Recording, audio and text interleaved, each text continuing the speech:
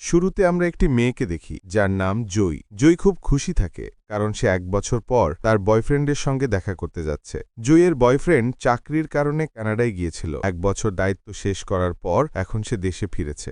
জয়ীর মা তাকে একটি গাড়ির চাবি দেন যাতে সে ওখানে পৌঁছাতে পারে। এখানে আমরা জানতে পারি যে জয়ী বধির ও বোবা, অর্থাৎ সে কথা বলতে পারে না। তার মা বলে, যে রাস্তা দিয়ে যাচ্ছ সেটা খুবই বিপজ্জনক, সাবধানে যেও। জয়ী ইশারায় মাকে উত্তর দেয়, আপনি চিন্তা করবেন না, আমি পৌঁছে যাব। তারপর জয়ী গাড়ি নিয়ে বয়ফ্রেন্ডের বাড়ির দিকে রওনা হয়। পথে একটি গিফট শপ দেখে গাড়ি থামায়। বুড়ো দোকানদার হাতে তৈরি জিনিসপত্র বিক্রি করছিল। জয়ী তার বয়ফ্রেন্ডের জন্য কিছু উপহার কেনে। গাড়ির উপর বসে একটি সেলফি তোলে এবং তা বয়ফ্রেন্ডকে পাঠিয়ে দেয় লোকেশন জানানোর জন্য। ছবি দেখে বয়ফ্রেন্ড ডিন খুব খুশি হয়। ড্রাইভ করার সময় মোবাইল ব্যবহার করতে গিয়ে হঠাৎ আহত এক ব্যক্তি সামনে চলে আসে। জয়ী ব্রেক কষে গাড়ি সামান্য সরে গিয়ে থামে। লোকটির প্রাণ বাঁচে, কিন্তু সে নিচে পড়ে যায়। জয়ী তাকে বাঁচাতে এগোয়ে তখন দেখে কয়েকজন গ্যাংস্টার আরেকজন লোককে তাড়া করছে। তারা লোকটিকে গাড়ি চাপা দিয়ে মেরে ফেলে। এটা দেখে জয়ী স্তব্ধ হয়ে যায়। গ্যাং এখন তার দিকে আসছে। জয়ী চাইলে গাড়ি নিয়ে পালাতে পারত, কিন্তু সে আহত লোকটিকে সাহায্য করতে চায়। সে তাকে গাড়িতে তোলে, কিন্তু এরই মধ্যে গ্যাং এসে পড়ে। জয়ীকে ধরে ফেলে এবং তার চোখের সামনে লোকটিকে হত্যা করে। জয়ী ভয় পেয়ে দৌড় দেয়, কিন্তু লিডার তার পায়ে গুলি করে দেয়।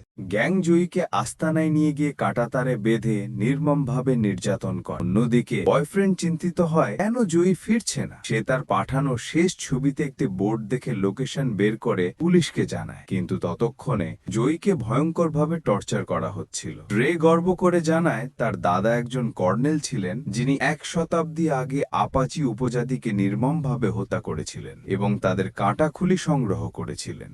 আলমারিতে রাখা সেই খুলি জয়ীকে দেখায়। গ্যাং বুঝতে পারে জয়ী বোবা, তাই কেউ বলে মেরে ফেলাই ভালো, কিন্তু ট্রে বলে না, আগে আরো টর্চার করব। তারা বাজি ধরে কার্ড খেলে। যদি ট্রে জেতে সে যা খুশি করবে, যদি হারে তবে জয়ীকে মেরে ফেলা হবে। খেলতে ব্যস্ত থাকতেই জয়ী কাঁটাতার থেকে নিজেকে ছাড়ায় এবং পালায়, কিন্তু যিনি ছুরি দিয়ে তাকে মারতে গিয়েছিলেন তিনি তাকে ধরে ফেলে এবং বহুবার ছুরি মেরে জয়ীকে হত্যা করে। পরের দিন সেই বুড়ো দোকানদার কুকুর নিয়ে হাঁটছিল। কুকুর মৃতদেহ শুকে বের করে আনে। সে দেখে এটি সেই মেয়ে যে কয়েকদিন আগে দোকান থেকে জিনিস কিনেছিল। বুড়ো লোকটি তাকে বাড়ি নিয়ে যায়, ভেষজ দিয়ে চিকিৎসা করে এবং কালো জাদু করে আত্মা ফেরানোর চেষ্টা করে। হঠাৎ জয়ীর দেহ ভেসে ওঠে। তার মধ্যে সত্যিই একটি আত্মা প্রবেশ করেছে। তার চোখ কালো হয়ে যায়। সে বুড়ো লোকের উপর আক্রমণ করে, তবে লোকটি তাকে বেহুশ করে ফেলে। অন্যদিকে জয়ীর বয়ফ্রেন্ড খুঁজতে খুঁজতে হোটেলে ওঠে। জয়ী শহরে একটি পাবলিক ফোন থেকে তাকে কল করে বলে, আমি বেঁচে আছি। এবার আশ্চর্যজনকভাবে সে কথাও বলতে পারে। তার কণ্ঠ শুনে বয়ফ্রেন্ড অবাক হয়ে যায়। জয়ী যখন সাহায্যের জন্য পুলিশকে ডাকে, দেখে সে গ্যাংয়েরই লোক। এবার থেকে শুরু হয় আসল প্রতিশোধ। জয়ী তাকে নির্মমভাবে হত্যা করে। এরপর একে একে গ্যাংয়ের সদস্যদের স্বীকার করতে থাকে। ট্রে এবং তার সঙ্গীরা ভয় পেয়ে যায়, কারণ জয়ীকে তারা কবর দিয়েছিল। তারা স্থানত্যাগের পরিকল্পনা করে, কিন্তু জয়ী তীরধনুক নিয়ে একে একে তাদের হত্যা করতে থাকে। পরে সে বুড়ো লোকের কাছে যায় এবং সত্য জানতে পারে। জয়ী মৃত অবস্থায় তাকে পাওয়া গিয়েছিল। রিচুয়াল করার সময় শুধু তার আত্মা নয়, আপাচি লিডারের আত্মাও তার শরীরে প্রবেশ করেছে। লিডার প্রতিশোধ না নেওয়া পর্যন্ত শান্তি পাবে না, তাই জয়ীর শরীর ধীরে ধীরে পচছে, সময় সীমিত।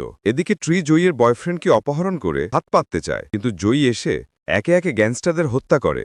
এমনকি সে সেই ছুরি মারা লোকটির হৃদয় ছিঁড়ে খেয়ে ফেলে। শেষে ট্রে বুড়ো লোকের কাছে জানতে পারে মুক্তির উপায়। সব খুলিগুলো পুড়িয়ে ফেলতে হবে, কিন্তু আপাচি লিডারের খুলি অনুপস্থিত।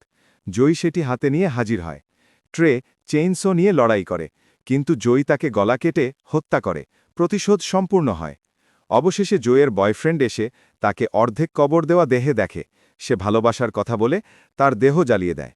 এরপরেই জয়ী এবং আপাচি লিডারের আত্মা শান্তি পায়। এভাবেই গল্প শেষ হয়।